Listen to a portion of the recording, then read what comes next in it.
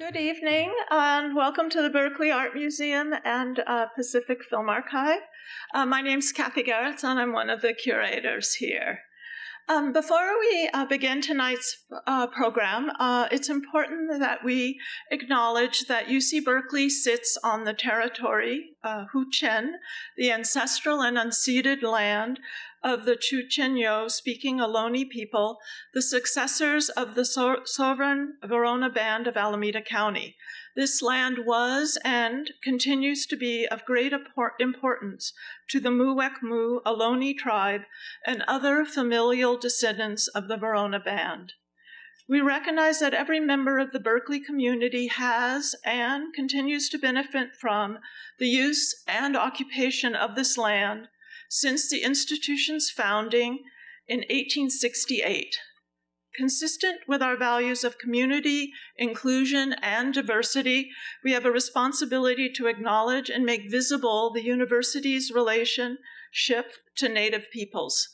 As members of the Berkeley community, it is vitally important that we not only recognize the history of the land on which we stand, but also we recognize that the Mukawama Ohlone people are alive and flourishing members of the Berkeley and broader Bay Area communities today. This acknowledgement was co-created with the Muwekma Ohlone tribe and Native American student development on campus and is a living document. So we're really pleased to host tonight's program of shorts in our Contemporary Indigenous Media series. The program features 7 Indigenous works from the Americas with varying styles, animation, poetic, documentation, experimental. The works draw on archival footage and recordings, both public and personal, and many of the works, as you'll discover, were made collectively. So the program begins with Metamorphosis, which was made collectively by Ailton Krennick and other members of Selvagen Cycle of Studies who are working in Brazil. And it's part of a larger series that you can see online called Wild Arrows. And they wrote me yesterday, very excited about the screening, that they've posted one new episode called Dreams. So I don't know if the English version is up yet, but they have posted. This project has many forms. The form you'll be seeing it here as a video, online as a web presence, and also there's a booklet for each of the episodes, and we've put a link to the English version of the Metamorphosis booklet on our website. That will be followed by River Lines, which is the first film by the poet Natalie Diaz, the author of post-colonial love poems and winner of the Pulitzer Prize in Poetry. She's also director of the Center for Imagination in Borderlands, as well as teaches in Arizona. She was, in her bio, she indicated that she was born on the Fort Mojave Indian Village in Needles, California, on the banks of the Colorado River. And you'll see the river is very important to her in her writing. She is Mojave and an enrolled member of the Gila River Indian tribe. So we were very excited to have her here this evening, but she's fallen ill and was not able to board the plane to come to fly here. We hope there will be another opportunity to have her here. So her work will be followed by Mapu Kuful, or Mushrooms, by Sebastian Calfuqueo, a Mapuche, whose land was incorporated into Chile. In his native language of Mapudungun, Mapu means land and Kuful means seafood. This work, too, is made as a collaboration with others, including with the Museo del Hongo, or fungus. That will be followed by My Eternal Life Remains Here, which is a cell recording made by a Wichi elder, Caistulo, in which he translates messages of trees. First, he speaks in Wichi, and then he translates into Spanish, and we read a translation of the Spanish into English in subtitles. That is followed by a piece by Alanis Obasamoan, who was our guest in 2016. I hope some of you were here. It was wonderful to have her for multiple evenings. She's a member of the Abenaki Nation, whose traditional lands extend through a large part of New England, Quebec, and the Canadian Maritimes. She's been making works for over 40 years that reveal the effects of colonialist history and its impact on Indigenous Canadians. And here is her portrait of the chair of the Truth and Reconciliation Commission. And you'll understand what that project is through her work. We're also showing a piece by Patricia Ferreira Parajapi. She was one of the 2021 Les Blanc lecturers. She talked online, it was during COVID, about her creative process. And that conversation, which was with Natalia Brizuela and others, should still be online. We're presenting her letter from Vera, which is also a fragment from a larger project, which is called the Jaguata Travel Notebook. I'm not sure I pronounced that correctly. And that was made collectively with many people in 2016. And Patricia is a member of the Mbia Guarani Cinema Collective. We'll be closing with Sky Hopinka's recent film, Kicking the Clouds. We're really grateful that he's here to speak about the film after the program with Natalia Brizuela, who's co-curator of this series and who has 2 classes that have been that are dealing with Indigenous arts that have been attending the series. I want to mention that there's a link to Diana Ruiz, who was in conversation with Sky at a different visit here. There's a link to an article she wrote about his films on our website as well, which appears in Film Quarterly. And Sky is a member of the Ho-Chunk Nation and a descendant of the Pechanga band of Luiseno Indians. I want to also mention that he's co-programming this year's Flaherty seminar. So if you want to immerse yourself in some films around his selection, I hope there's still space in it. I know it always fills very quickly. So that will be really something to look forward to, and hopefully we'll be able to present some works from that larger selection of his at some point. We always try to do some highlights from the seminar. Before we begin, I want to mention that there's one more program in the series, which will be with Adam Khalil in person next Thursday. And it will feature works from New Red Order, as well as other groups that he has collaborated with. And it's being presented in conjunction with a Zoom conversation with both Adam and Zach Khalil, brothers who work together, with the Berkeley Center for New Media. And again, we have information on that on our website. So thank you all for coming, and I hope you enjoy the program and are able to share your questions and comments and thoughts after with Sky Hopinka after he and Natalia have a chance to speak at first. Thank you. Hello everyone. Hi, Sky. Hi. Thank you for being here with us, for sharing the work, and also for taking the long trip from the East Coast. And thank you all for being here. So much. And I think maybe I'll start with something really simple, which is if you could tell us a little bit of how you made this film, what were the materials that you used? Because there's the recordings that you mentioned, that are mentioned in the credits at the end, but if you could tell us a little story about that. Yeah, I guess about a little over a year ago now, February 2021, my mom had asked me if I knew how to digitize tapes. And I said, yes, I do. I have like a tape player and a converter. And so she sent me this tape, and I don't think I'd ever heard it before, but it was of my grandma and having a Pechanga language lesson with her mom, my great-grandma, with my great-auntie and my great-uncle and my mom in the background there. So it was nice, like, listening to my grandma's voice. I hadn't I don't think I'd ever really heard her voice sound that young. And she passed away in 2006. So it was just, yeah, it was a lot, but it was good to hear this tape.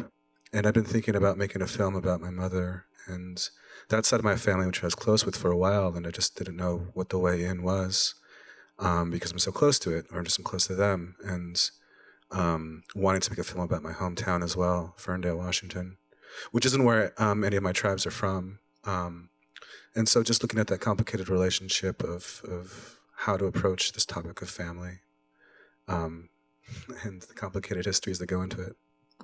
And it's interesting because if this film is in a way about your mom and it's called Kicking the Clouds, you made a previous film about your dad, right? Which is called Jaji, Father. Why did you choose to call this film Kicking the Clouds? I heard this song from, I think it's like the 20s or 30s. It's called Kicking the Clouds Away. And I just really liked that sentiment of kicking the clouds. There's a certain sort of resistance to it or defiance. And I don't know, like, I mean, I heard someone once compare language to clouds. Like, it's always changing and shifting, and it's hard to, like, hold on to it because it's reflective of just the moments. And there's a certain sort of way that I think about that in relationship to the past, how these different traumas, which we saw in Alanis's film, stay epigenically through us. And I don't know, just like seeing the enactment of those traumas, like on my mother, on my grandmother, on my great-grandmother, and also myself. It's just looking at the agency that we have and understanding how they were a lot more complex human beings than the traumas that were part of their lives. I was going to ask you about language, but there was another question about drifting that I wanted to ask you, and something that you just said made me realize that I'll begin with that one and then move to language if our drifting takes us there. But you know, I in this film we see something that is present in a number of your films, which is like what I feel is a kind of double and seemingly contradictory, or could be contradictory move. One is about drifting, the image drifts. Many of the images themselves are taken from a car, right? That's kind of a leitmotif in your work. We see it here. But the image drifts in many ways, right? And then on the other hand, this film, like a number of your other films, are about transmission or relating, right? Within a family, but among people. And one would think that this interest of yours in transmission and bonds, relationality through the mundane, right? And we tend to think of relationality, transmission, bonds to generate something not static, but something kind of stable, right? And then on the other hand, your films are always drifting. So I wondered if you could talk a little bit about that. Maybe for you, it's not a contradiction or a tension that is, you know, but that's what I've always experienced when watching your films. Yeah, I mean, I feel like there's a strong connection there, or I guess like it relates to this idea of the ephemerality of clouds and language and the constant shifting of language, where, I don't know, it's like you're meeting people that you know, that you may have known for years. You're meeting them differently every single day based on like their experiences and what they've gone through and how they're processing and how they're healing and how they're hurt. And I think that's a constant negotiation of understanding each other and communicating with each other. And I don't know, it's not like it's exhausting, but it just takes a lot of not taking for granted these communications and these bonds and these connections. And I don't know, I think a lot about like what these films offer in terms of like how they are just static, or like how they are not static. They're not changing. Like, I mean, as soon as I got done with the final cut, I'm not going to go back and edit it. And so then they become markers of this sort of understanding, this like these artifacts. But I don't know how much I believe in artifacts, but they just become these things that signify like how I felt, you know, last November when I was finishing up the final cut, and understanding and relating to these materials and my mother and my grandmother and myself within the position as the filmmaker, the person making these choices, that's shooting the film and making these edits. Do you feel that in that sense, these objects, the final cut, the film, the one that then travels the world and people see it, that they are in a way archives of you at that moment, but that also in a way contain themselves archives, I feel, right? I mean, I feel you're very invested in a form of an archive of the mundane, of the everyday, also of the drifting, of the change, but that, because your films always contain other recordings, primarily sound, but not only. Well, yeah, it's like, I mean, I guess like to kind of circle back on what I said about not believing in artifacts. I mean, I'd just like to unpack that a little bit.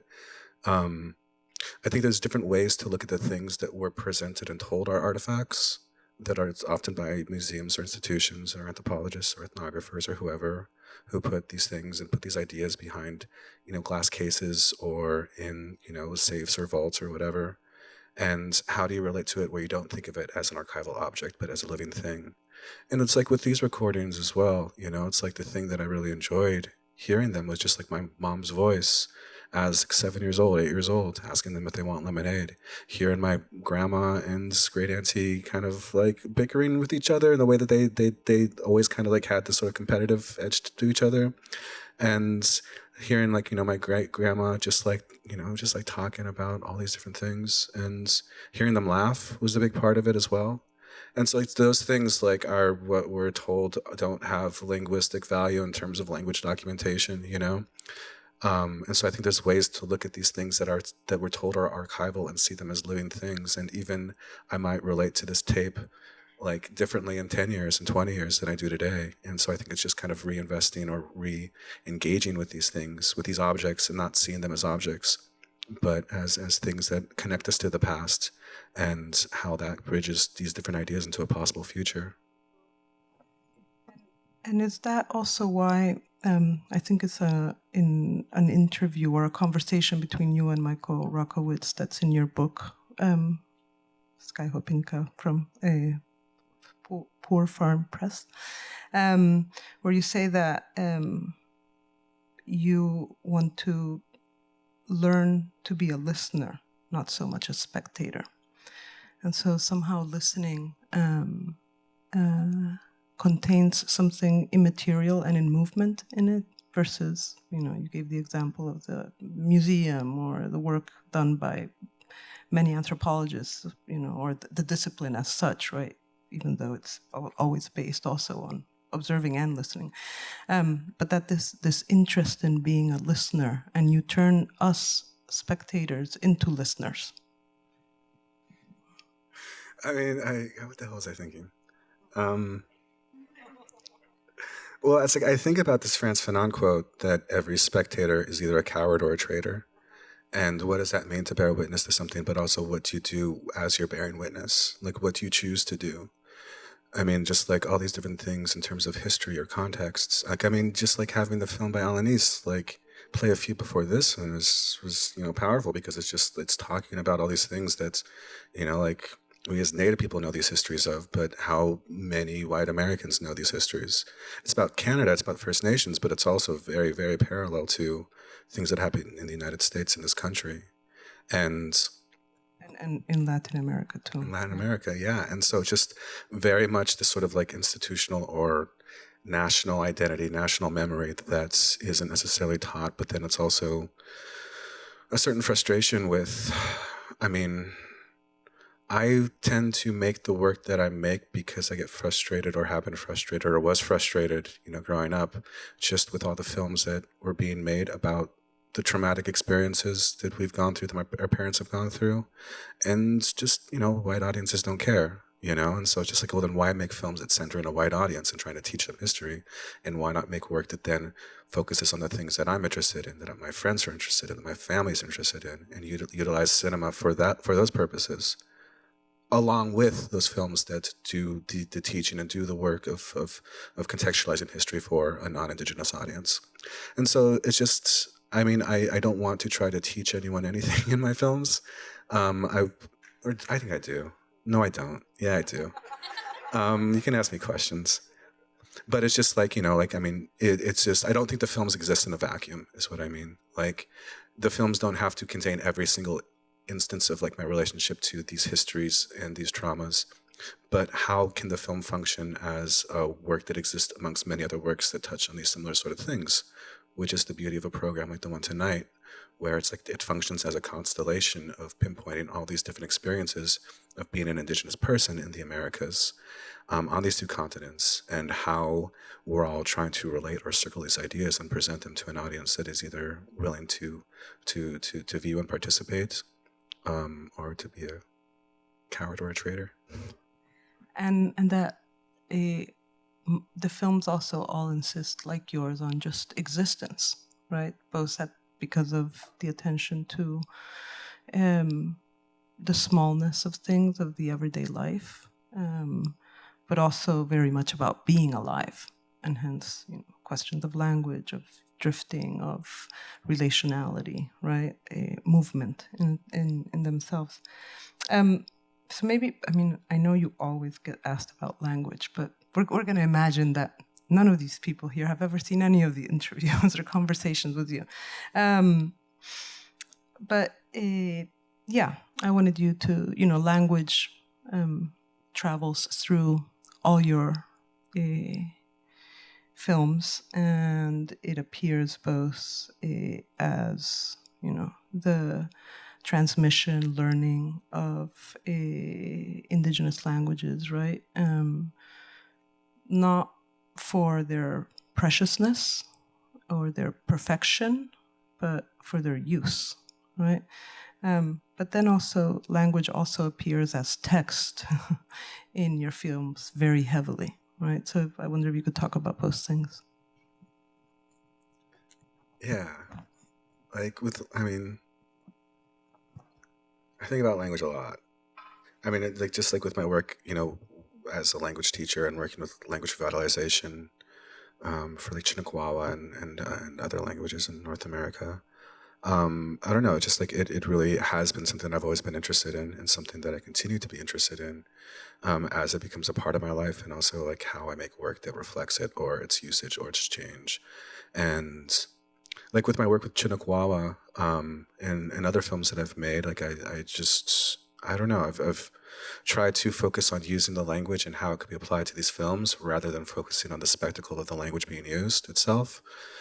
Because like those are just like different questions that, as languages become more healthy, like that a lot of speakers are asking, how do you talk about certain things that, might be tribal specific, or how do you talk about things that you might not have words for, or how does language shift change? How does, like, if your first language is English, then how does the intonation and inflections that you use in English apply? How do you bring those to the language, and how does that change the language?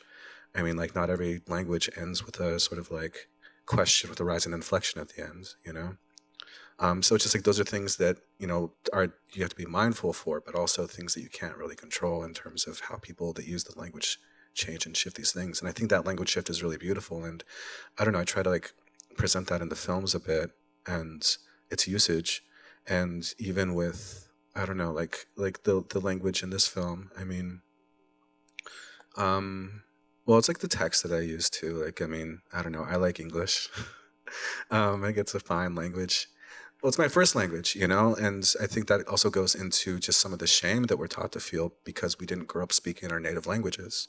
And I don't like that. And I don't like when my students feel shame that they don't speak their heritage language and that they speak English. And it's just like, well, in the same sort of way, like, the language that we speak, the way that we use English is valid. And it's in similar ways that Black vernacular English is like derided as being incorrect, like, res dialects and accents are seen as incorrect, or the way that Native people speak English is seen as not perfect, or, less than. And I don't think that's true. And so I think that maintaining or establishing some agency, or continuing to establish that agency in how we speak and use this language of the colonizer, is important, because I don't know, I think that agency is important when it comes to transculturation, or just choosing what we want to take and what we want to leave behind from these different colonial forces or presences or artifacts or remnants or people or whoever.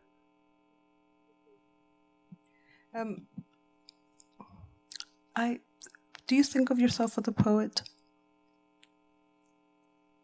Not if I can help it. But you know that you have that No I know. offense against poets. I just have too much respect for poets to be like, I'm a poet. Okay. Do you think of yourself as a writer? I mean, it's an action, so yes. Because I have 3 books of yours, and 2 of them are hard to define. Perfidia and Around the Edge of Encircling Lake. Beautiful, extraordinary books. And I guess I could either call them experimental or poetry, in the sense of poetry being about making. And there's something about making with language that you do in those books. So that's kind of why I was asking you, but also because poetry inhabits your films in the texts that you layer onto the images, the things that you quote. And so I just wondered if you could talk about your relationship to poetry, which you've already told us you respect tremendously.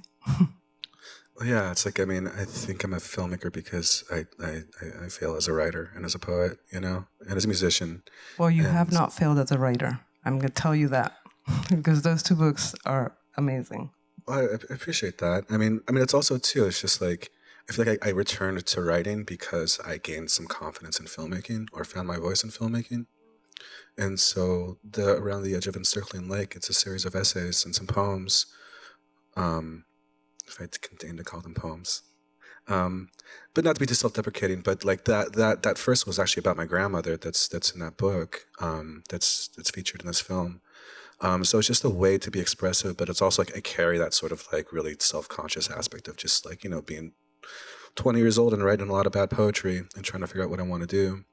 And then figuring out how to make films, because it combined my interest in writing and storytelling and music and editing and photography. And so that became the thing that really focused a lot of these sort of disparate passions that I had in my life that I never felt that quite good at. And after a few years of making these more experimental films and finding like, I guess, like my voice, or feeling comfortable in my practice, or feeling comfortable with the fact that, you know, I didn't go to school for this stuff. I just kind of like taught myself on the internet and YouTube and Portland Public Access station that's allowed me to like feel like, okay, I can revisit this writing thing and see like how I can expand the films in certain ways and comment on the films in certain ways that isn't necessarily unpacking them, but complicating them. So like in one film, actually the film about my dad called Jaji Aprox, like I write a very academic sounding paper that's 700 words, and then there's like 2,000 words of footnotes that are a bit more poetic. And so it's just like that way to try to understand the film through a different sort of angle, or just like without talking about the thing that the film is about, but further like filling the thing all the things that surround the thing that I don't want to talk about, I suppose. And so, what does text do for you in your films? We see it here, but for those of us who have seen other of your films, you know, text appears all the time, layered, complicating the image, which also gets complicated through other means, you know, inversion, high saturation, all these other strategies you use to have our attention as spectators be as readers and listeners. So what does it do for you? Why did you start? I mean, it's there from Wawa onwards. I mean, like this film Wawa is like, I think, my first experimental film in 2013-14, where I look at Chinook Wawa and just issues of subtitling and translation, and just present all these different choices of words and the different ways to translate them as subtitles, and as a way to point to how complicated, or just like how active these things are, or just like how nothing really translates. Like the idea of translation is like a hypothetical concept, maybe, in some ways, you know, just big Venn diagram of meaning that these words are. And I think about that a lot with how text appears on the screen, or the authority that you give text on screen as a viewer. The subtitle, you trust that the subtitle is a translation of something. And I also just like text as an image itself, the way that letters look, the way the aesthetics of it. and also just the way that words can, I don't know. Like, I want you to dip in and out of these films in terms of what you're paying attention to. I want you to daydream a little bit. And same thing with the text that appears on screen, something like "And Kicking the Clouds," like where, I don't know, if like a word or two stands out in a certain sort of way because it has a certain rhythm or a rhyme or whatever, then I think that is a different way of engaging with text and information rather than just straight fact, which I guess is like what poetry does. Well, and in a way, through that strategy, you dislocate. And I know that dislocation is an important, is dislocation well, I don't know what kind of word it is, but in any case, it appears not only as the title of a film of yours, right, Dislocation Blues, but it's a word that's around, right? And in a way, I feel that the text on the image dislocates the image, and so allows one to drift, as a spectator, to drift, to dream, to kick the clouds, to not be apprehended by either a language or image as something that will hold you down or pin you down or tie you down, into a single meaning or identity, which I think is something you don't really like. It's my sense. I don't know. Am I wrong? I mean, you're not right, but you're not wrong either. Okay. I don't know. I mean, I guess like, I mean, I may have been a contrarian. But I think that like just these different sort of ways that we understand each other, or the ways that we locate even ourselves and our identities in these different locations, these different spaces, like is constantly changing. I mean, like this film, Dislocation Blues, it's about, Standing Rock. And as I would drive from Milwaukee, where I was living at the time, to Standing Rock, I went three or four times, and it's like a 10-hour drive. And when I'd go back and forth or back to Milwaukee and see my friends or my roommates, I mean, they asked me, what's going on, or how's it like, or how are you feeling? And the only word I could find that fit was just dislocated. I just feel dislocated, like going back and forth, or just touching on that sort of like feeling of how I feel when I'm around other natives. Like going to a powwow after being around a bunch of white people for a long time, it's just a certain release of tension that I don't realize I'm carrying, a certain sort of relaxation that just kind of like overcomes me physically. And even just like how I talk or who I talk to, or just like the way I move through these different spaces, which is different from moving through white spaces. And then like going to a place like Standing Rock and like feeling it's like dislocated in a certain sort of way. Like, am I there with a camera as a camera person? Am I there as a Ho-Chunk person? Am I there as like a guest on these lands? And it's just like all these different sort of ways of negotiating these different parts of my identity. So I think that, dislocation is a word that feels apt. As these constant ways that we define ourselves or understand ourselves is always in flux. Not too much in flux. That's like what therapy's for too, It reminds me of a note I had taken yesterday when I was preparing for this, and rewatching some of your films and rereading in a text that appears first somewhere else. It's called In the Center of Somewhere, but that ends up being in Around the Edge of Encircling Lake. You have these two footnotes where, I'm going to quote Sky, and he writes in one footnote, I use the adnouns indigenous and native with specificity as each represents a nebulous idea.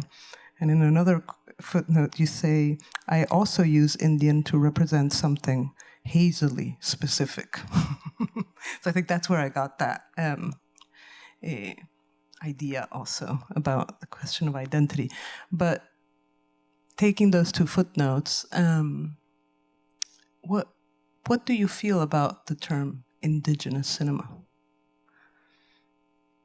It's broad and it's broad and unspecific to mean so many things, but really, it can mean nothing. It's a way to demarcate a relationship to colonial powers and structures, primarily because like everyone is indigenous from somewhere, But in terms of how it's used now, I think it's a handy way to identify, peoples that have been affected by, Europeans, in various ways. And it's a way to unite in a big, broad idea that, I don't know, I think like also relates to Edward Glissant's idea of the archipelago. And so I think about those different sort of forms of these different islands of cultures and peoples and how they can, be very different and very much specific to themselves and their identity, but also be related to these things that aren't necessarily like a unifying broad pan indigenous term or idea, but something that can offer a way to understand or put into relation these different ways of being. Which we saw in different ways, I think, in the collection of shorts today, right? Even though they come from like Brazil, Chile, northern Argentina, southern Argentina. Southern Brazil, central Brazil, Canada, the US. People whose relationship to practice is very different. And yet there were certain resonances, right? And I also asked the question about indigenous cinema because for a lot of indigenous thinkers and activists, at least in Latin America, it's an ongoing conversation, right? And it's like, well, there's a specificity. In any case, like, would we say, is there an indigenous literature? No. We would say there's a Zapoteco literature, and there's a Maya literature, and there's a Mapuche literature, and there's a Yanomami literature, and there's a Ho-Chunk literature. But yet, if we want to name something, we're stuck with these terms that are colonial terms, right? Indian, Native, Indigenous, right? And that have specific histories and use in different moments of the history of colonialism. So, yeah. I have other questions, but I want to be mindful of our audience to see if maybe our audience has questions for Sky. I think there is a microphone. Is there? Yeah, there's two microphones on either side. Don't be shy.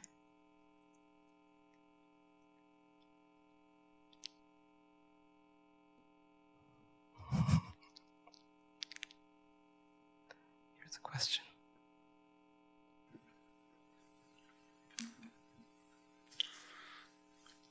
Hi, Sky.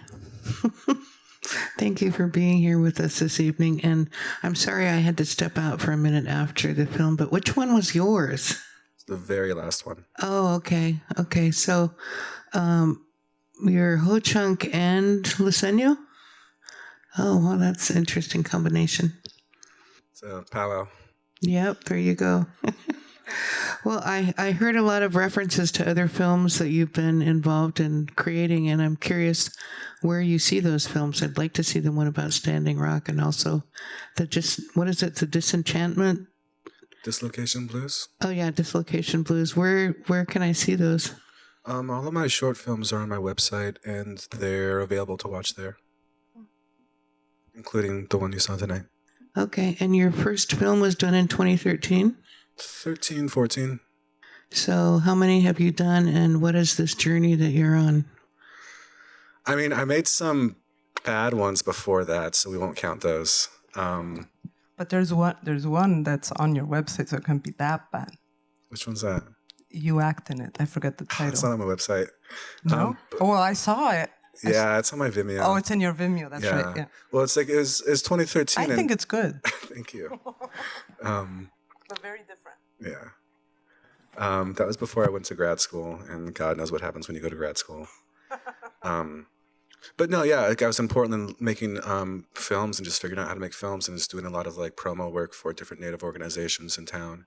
And my friends and I wanted to make a film about Chinakwawa, using Chinakwawa in an unspectacular way. And so we made a 5-minute short where we both act in it because we couldn't find anyone else that spoke Chinakwawa that wanted to be in it.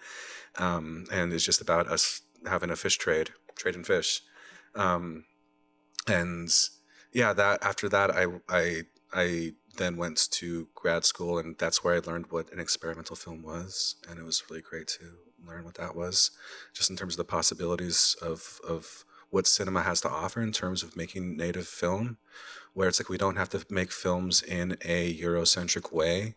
You can make films that utilize these tools of cinema that have been developed for the last 100 years and apply them to your own work. And so the last 9 years now, since 2013, 14, I've made work that has definitely veered more towards the experimental as a way to try to ask these different questions of how can we express these different ideas of Native cinema, Indigenous cinema, Ho-Chunk cinema, Pachanga cinema, in ways that are relevant to our own tribes, communities, families, peoples. And the big sort of idea that I'm working through is like, how do you make film for an indigenous audience, a native audience? And what sort of things can you get to when you don't have to spend 5-10 minutes explaining the context and the history? And instead, like, invite viewers to go do that research on their own, and then come back and watch the film or do the work, or to have different questions other than the big broad questions of, well, what does this mean, and what does this mean, and what does that mean? So that's what I've been like doing or focusing on the last 7 or 8 or 9 years. How old am I? 8, 9 years. 2013 to 22, 9. You can say 9. I'm not a mathematician. I don't believe in Western. No, I do. But I don't know. I just think a lot about, like, there's different ways of making work that's film, installation, photography, and writing, and just trying to figure it out and really ask more questions than providing more, and provide less answers.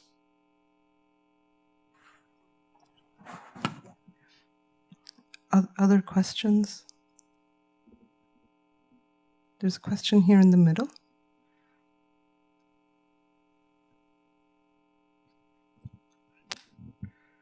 I'm not from here, so I'm not sure I can understand or identify with everything you've said. But perhaps you can enlighten me. What is the difference between being native and being indigenous? Are they the same thing? You use them interchangeably? And the other point, in one of the films, it talks about gambling in casinos. I drove once in a small Colorado town, and it was, shocking. It was all casinos. And most of the people there were from, Native Americans. Is gambling a sort of an escapism for indigenous people? What does gambling have to do with the general psyche, you think? Thank you. Well, to answer your first part of the question, first part of your question, we talked a bit about, just the indigenous, these different words that we use to describe ourselves, and it's very specific, and it changes, and I think it's good that it changes. I mean, it was American Indian, it's Native American, it's Aboriginal, it's First Nations, it's indigenous, and it grows wider and it grows more specific, and so it's just a constant evolution of these different sort of ways to understand oneself, or how one wants to define oneself in terms of people we surround ourselves with, in terms of community, but also people outside of the community. Like, I would still say Indian to my friends, but I don't want anyone to call me Indian that's white, unless you want to fight, and it's just like that sort of how these different words and how they change in 5 years and 10 years and 20 years, that really is reflective of agency, of how people want to define themselves and how they want to describe themselves. I mean, I would say I'm indigenous, but I'm Ho-Chunk and Pachanga, and I want to say that I make Ho-Chunk and Pachanga like films, rather than saying I speak for a larger group of people. And I say native because I'm talking to my natives, and I'm talking to other native people, and that is shorthand in some sort of ways for, I don't know, different people that know these terminologies. But also wouldn't say I'm First Nations, because that's what First Nations people in Canada refer to themselves as. Well, some people in the U.S. refer to themselves as First Nations. So it's like it's not clean. There's no clean lines. It's nebulous, and it's hazy and specific. And in regards to the second part of your question, I think that the issue with casinos is very complicated, and one that I cannot answer. I think that people are free to do with their money what they want, and I really discourage people from looking at a small sample of people and then defining a group of people around these different things about, do natives like to gamble because you pass the casino. I think the more important question is what sort of systems are in place on this reservation, in this town, on this land, that functions as a casino, or why are there casinos, or what does it mean for the I'm forgetting my laws here, but in the early 90s you have issues of NAGPRA, the Native American Graves and Protection Repatriation Act, issues with tribes being able to learn their languages, and also tribes being able to legally open casinos. Like, all these things happen around the same time. And so I think that taking a step back and looking at these broader contextual things that informed Indian policy, as it's called in the United States, and how those affect people living today. And it's a very messy, and it's a very, I don't say messy. Do I want to say messy? Who am I talking to up here? Complicated. It's very complicated, and like there's no clean answer. But I think the important thing to remember too is that there's natives everywhere. They're not just at casinos. They're not just in museums, and they're not just on stage at Bantha. You know, like they're in the audience. They're everywhere. You know, and I think that's really important to remember too. That the ways that primarily white European American audience is taught to identify us is through stereotypes and through political machinations and maneuverings. And I think that's important to understand how Native people exist outside of those stereotypes and outside of those political machinations that are about many other things other than, I don't know, indigenous rights and sovereignty. Sky, well, maybe someone else gets warmed up for a question. Could you talk about the experimental filmmakers that have been important for you, now that you kind of defined yourself as like, okay, I'm an experimental filmmaker? Or maybe there's none, I don't know. I'm really bad at lists. Like, I have a notes app or like a reminders app, you know, and I have a list of my favorite foods because whenever I'm at the grocery store, I can never remember what I like to eat. And same thing with like filmmakers. It's just like there's so many people that I think about. I should make a list of this. They can just bust out. But I mean, the ones that come to mind are Besma Al-Sharif. She's a Palestinian filmmaker that makes really beautiful, amazing work. And I really learned so much from her and the way that she uses text, the way that she uses music, and the way that she uses the image. And I think it's just really amazing work. Hollis Frampton, I think his work is really beautiful, and it's like often viewed as like structural and cold, and you know, of like, you know, this sort of like distance removed from anything emotional when it comes to cinema. But I think his work is very beautiful, very funny, and very poetic. And who else? Like Chantal Ackerman, Belatar, Joyce Wayland. Like there's a big pool of filmmakers that I think I just really like to pull from. Or even this idea of like an experimental film canon, you know, like I'm resistant to, like, because like canon is like very, you know, Catholic. It's like these are the saints that, you know, are above us. But I like thinking about the work that they make as ways to engage with their practice, engage with the ways that they approach language or image or composition, and pull that into my own work and think about how I could use that to express these ideas that I'm working through with these films in like a non-hierarchical way. Do you think that there might be a relationship between myth making, or what you call activation of myth, story making again, and the work you're doing in cinema? I think myths are really fascinating. I mean, to say the least. I think that they contain so much knowledge and information, and I feel like there's so many different possibilities of how to engage with them outside of a reenactment or retelling. I think a lot about how we haven't had access to our own myths and our own stories for so long because they were written down in a book by a white anthropologist in 1905, and that became the authentic, pure version of the myth, and anything after that is seen as less than or derivative or mistakes or you're changing it, it's not perfect anymore. And that sort of removal from our myths and our stories is ridiculous. And I think a lot, I mean, through experimental film, like the myth makers, I think about, you know, the first person that might have told this Ho-Chunk story, like, you know, ages ago. How were they feeling? What were they going through? You know, like what sort of things were informing them as a human being rather than a part of this myth? And how are we part of the myths? And how can we contribute to making new myths or retelling myths or making myths through cinema, which is very tricky because it's like it's another thing that's written in stone or in ones and zeros, or however digital stuff works. There's a question down here, and I think there's a question over there. So we'll take these two questions. There's three. Is this conversation going to be available to us later in either manuscript, or can we listen to it? Did we sign something about recording? I think we did. I don't know what happens to the recording. I've done many of these, and I have to say, I don't know what's on the... Oh, they go into the library here. I was very bad at taking notes, and there's a lot here that I'd like to look at later. I just sign what's ever in front of me, so I guess it's going to be... There's two questions over here. Blanca, did you have your hand up? No. Here in the middle and then back. Luisina, did you have your hand up? See, here, over here. Thank you. I was really interested in just hearing more about how you came to speak Chinagwawa.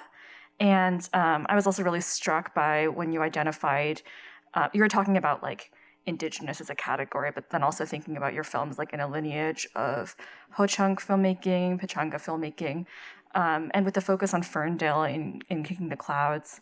I'm just interested in hearing about some sort of like what filmic techniques are you using to think about your relationships to Indigenous languages and places that are not necessarily like your people's home traditional ones, and how that like inter-indigeneity is kind of coming into your work. Yeah, I mean, like so I was born in Bellingham is the big city with the hospital, but I was born in Bellingham and grew up in Ferndale, which is like five miles north of Bellingham. And it's on Lummi homelands. And it's where I was born. And like, I mean, it's where my family, like my mom and my grandma moved to because of my dad. But also because I have no idea why they moved there. There's so many stories, but they did. And like, I have family that's Lummi, I have my cousins. And so it's like very much like, you know, intermingled in terms of that relationship. But it's also like, I'm not Lummi, so I don't have access to, you know, certain cultural practices or information. And that's something that I grew up knowing, that I don't have access to these things, and really informed just, I mean, I think where a lot of like Native people experience that grow up on reservations or towns or lands that aren't their own, that there's something that they're aware of. And so that's like really, I don't know, I've thought about that in my entire life as I've moved through these different spaces of like, what are my homelands? What are not my homelands? What does it mean to be a guest in these different places?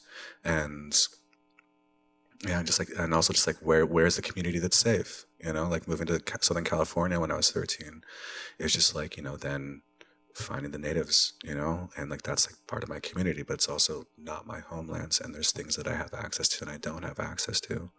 And I think like through the work I try to forefront that, or these questions of my positions within these different spaces, and try to, like with the work itself, like I mean, like I said, I don't want to teach anyone anything because I don't want to be seen as an authority because I'm a native cis man on stage, or that made a film that you're watching on a big screen.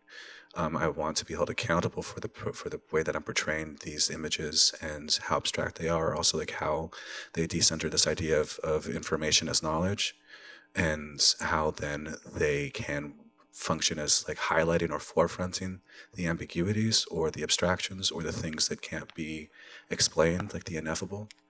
And that's like, well, I mean, another reason in the many reasons why I'm interested in experimental cinema as a big broad category as well, just as big, as broad as the word Indigenous is, to describe these things or move through these things. And it's even like with how I came to learn Chinagwawa. I was living in Portland, Oregon, and I've been trying to learn Ho-Chunk for years, but it was difficult because, you know, Wisconsin is 2,000 miles away from Portland, and I didn't know any fluent speakers of Ho-Chunk in Portland, and I wanted to get my foreign language requirement met in an Indigenous language at Portland State. And so I was going to try and do that with Ho-Chunk, but then I met this guy, Evan Gardner, who was a Chinagwawa teacher, and he said that he could teach me Chinook. And I'd be doing two things. The first one being I would be supporting the language of the land that I live on. And two, I would be learning tools and techniques of second language acquisition that I could take to my home community and apply there. And so that just made a lot of sense to me. And so I started learning Chinook and started teaching it in Portland. And this will be our last question. Hi, Sky and Natalia. So, when we were watching like your works, I was just thinking in this like profound sense of beauty as like a moving experience or something like aesthetically drifting. And you were saying that you were like thinking about how ultimately tell like a different narrative or narratives. So I was just curious about how beauty or like this like an aesthetic dimension comes like into play or in relation to that, thinking that sometimes that they're like very like historically and socially like charged words that yeah sometimes have been like around like processes of like who can like legitimately experience or feel or yeah things around that. I don't know if like it like it made my point kind of it's okay. Beauty as an experience, or Yeah. Actually, I do have a quote in my notes app because I think about this thing too. I'm going to pull it up because it's a good one. It's one that I think really describes the way that I think about the beauty of the image. And it's from this book by Jacques Rancière, about Bellatar. And he describes the work. These are very beautiful films. I highly recommend them. Workmeister Harmonies, Damnation. Also a little bit dark too, but beautiful. But he says, the beauty of images is never an end. It is only the reward for a fidelity to the reality that one wants to express and to the means that one employs in doing so. And I think that really encapsulates a lot of the ways that I think or grapple with the idea of a beautiful image or the things that it expresses, and how I hope that the aesthetic qualities of the images or the saturation of colors or the things that are pleasing are also complicated by the things that are surround them, the sort of the issues of the historical traumas that exist in presenting this work in such ways, or the things that we're talking around instead of talking about, how this is a way to surround these ineffable experiences that are hard to talk about, hard to explain, that, I mean, employ these different ideas of sympathy or empathy or ways of audiences who might not be even from my home community to understand the things I'm talking about, or even someone that isn't Indigenous or Native or American Indian or First Nations to understand these things, or not necessarily understand these things. Like I mentioned before, this sort of like tension, this idea of information as knowledge, is just like how then do you communicate that there is something here, and maybe you as an audience who might not be Ho-Chunk or Pechanga or Lummi or speak Chinook don't know what it means, but as long as you know that's something there, hopefully that is enough for you to start understanding or to communicate or to get a sense of like what the depth is or what the gravity of it is, or ways that you can relate your own experience to these things that might not translate perfectly, but they communicate a feeling or an idea. I think that's a beautiful place to end, and it's also late. Thank you so much, Sky. Thank you for being here, for the conversation, and thank everyone